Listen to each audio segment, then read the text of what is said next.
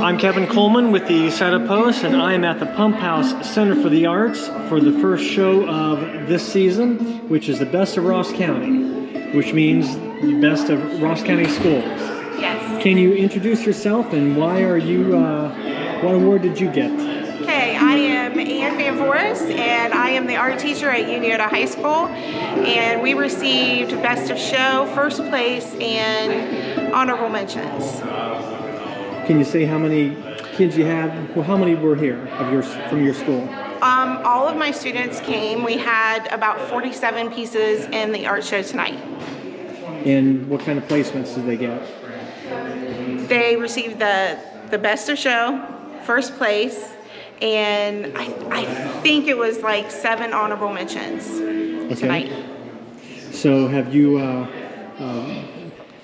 you've got even more students here than CHS? I believe so, but I didn't get a chance to ask Mrs. Dana how many pieces she had in the show tonight. Okay, but it's a cooperative thing as well as competitive between the schools. It is, yeah. Because most of us art teachers cooperatively work together, we share lessons, and we spend a lot of time outside of school creating art and doing art. So yes, it's always collaborative between all of us. Do you require your students to put a work here, or is it voluntary? I require all of my students that are in National Art Honor Society to enter a piece, and then any other student that wants to enter a piece, they're all welcome to enter a piece. So I had probably about 10 students outside of my National Art Honor Society that chose to enter. What's the benefit to them for just showing here, whether they place or not? I think the benefit is this is the only show like this in Ross County that high school students have the opportunity to participate in. And so they get to come, hang their show, see what it's like to be in a gallery, see what it's like to display their work, talk about their work, bring their families. So it has become over the years of me teaching, very important to the Unioto community. So it gives them a taste of what it's like to be a professional artist. Yes, it does.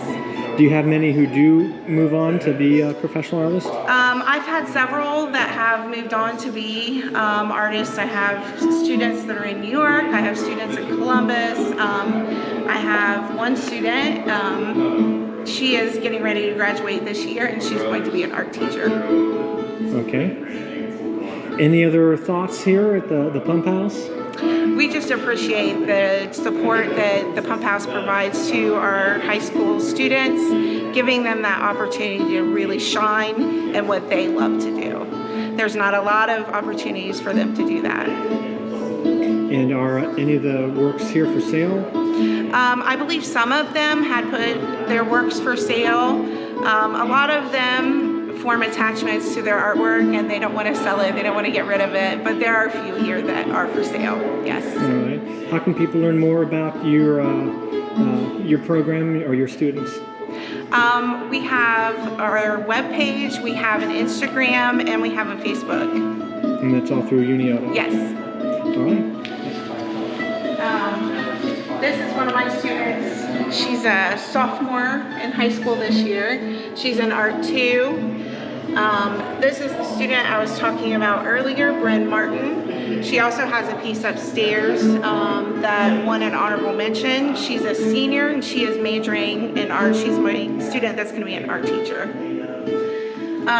This is Maggie Holbert. Maggie is talented and gifted in art, and she had 2 places this year. She got Best of Show and honorable mention. She started with me as an 8th grader because we recognized that she was so talented, and so this year she will max out in all of our art classes, so we developed a class for her next year to be able to take art. Okay, that looks almost like it's painted with coffee. It is. It is coffee? It is coffee. All right, I know my drinks. It's creative. And then this is one of our seniors. He just started taking art this year. And he really wanted to work with oils, so we pulled the oils out. And he kind of learned through trial and error and teaching himself, because I didn't know much about oils. and his name's Keegan Potts. He's going to be a linguistics major next year. He already speaks, I think, 4 different languages. You got him started young. Yeah. And this is Maggie, the same one that did the keyboards. This was her honorable mention. All right.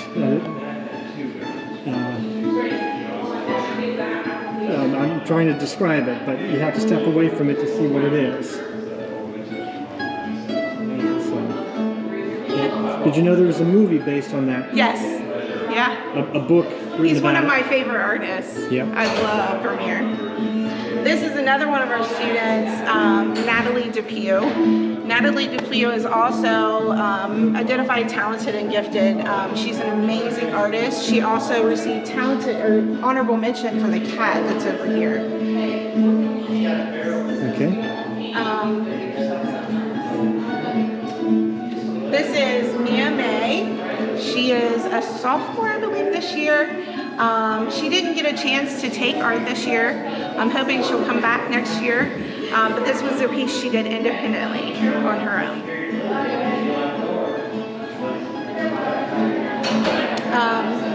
Aiden Dennison. She is also, I believe Aiden is a sophomore or junior. And this was a piece, she also didn't get to take art this year, but that is a piece she entered on her own. And then this is Zoe Neff. Zoe Neff is one of my seniors. She's my president of National Art. She has traveled all over, and these were pictures that she had taken and woven together from some of her many travels. Okay, looks like some tropical and desert spots. Yes. Not easy to scan it, quickly see what it's about. You know, look at the details. You do. This is Natalie Depew. Again, she is the artist I spoke about earlier with the boxes that turn. Looks like this is a flattened box. Yeah. So this piece, she was originally creating that as a side. She's so productive and she produces things every day, and so she was doing this for a side project for me, for something for my showcase, and it turned out so well. I said we need to use this, so I'm glad we did. And she clearly understands cats. Yes, she does. Mine say now is too late. Yeah.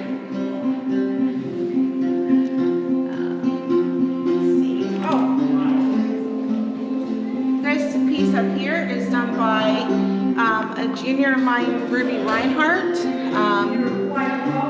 She used a mixed medium of pencil and watercolor, and I really like how that contrasted that graphite versus that pop of color in the background turned out.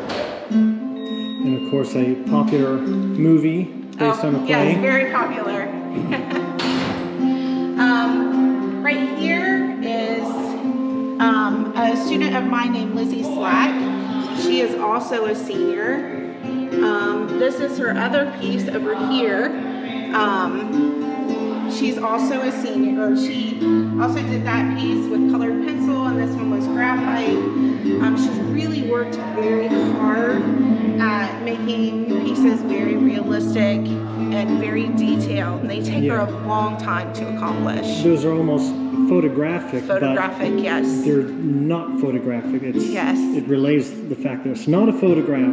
Right. That looks really realistic. I'm not quite sure how she did it. She does like corner by corner. It's very meticulous and tedious. Yeah. Dedication to your art. Yeah, very, very dedicated. Here. This is a student of mine. He is a sophomore in high school, Maddox DeMint, and we were doing a lesson on using white charcoal on black surfaces. And this was a piece that I thought was phenomenal that he had created. Yeah, dealing with curved reflections. Yes. Very tricky. It is very tricky. And he did that from a... He worked from a photograph that he had taken. Okay. And then this whole section over here, these are all my students. Riley, she did a motivational journal She doesn't take art, but she really wanted to enter this piece, so she entered it independently. Ella Pelfrey, she is a junior this year. She also has a piece that's upstairs that received honorable mention. And then this is a junior of mine, Julia Darby.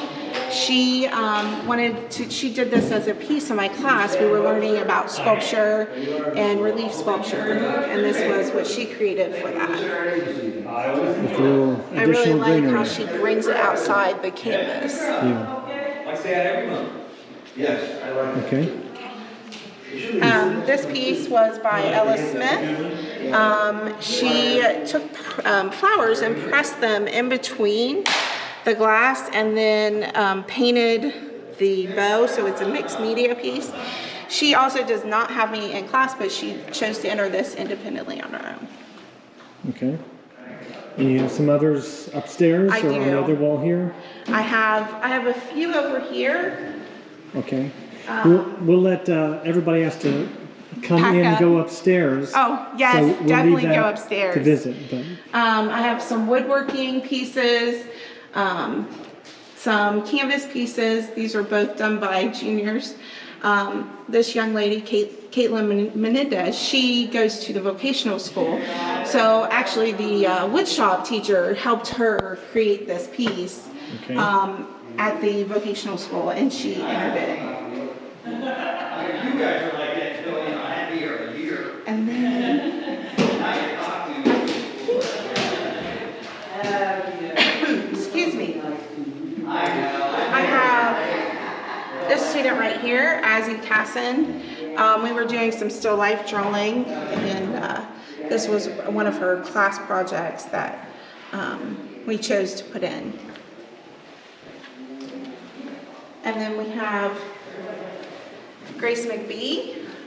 She entered this. She does not have any art classes, but she had taken this photograph on a trip of hers, and she received honorable mention for that. an artist after my own heart. I'm a photographer primarily. Oh, wonderful.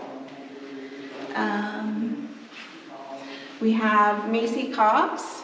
She's a junior this year, and she did this piece independently on her own and brought it in to put in the show. And then my last piece that we have down here is Elena Gray's piece. Elena is a junior, going to be a senior next year, and she created this piece using different gems and different sizes, and I just love how the light reflects off of the surfaces.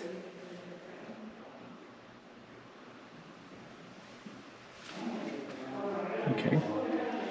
Well, like I said, we'll let people explore upstairs on their own. All right. But in closing, what do you suggest to artistic kids? It doesn't matter whether you win or lose, it's the passion that you have for your craft. And you should always continue to strive to learn more, learn all different kinds of medias, and pursue that passion that you have for your craft. All right. Thank you very much. Thank you.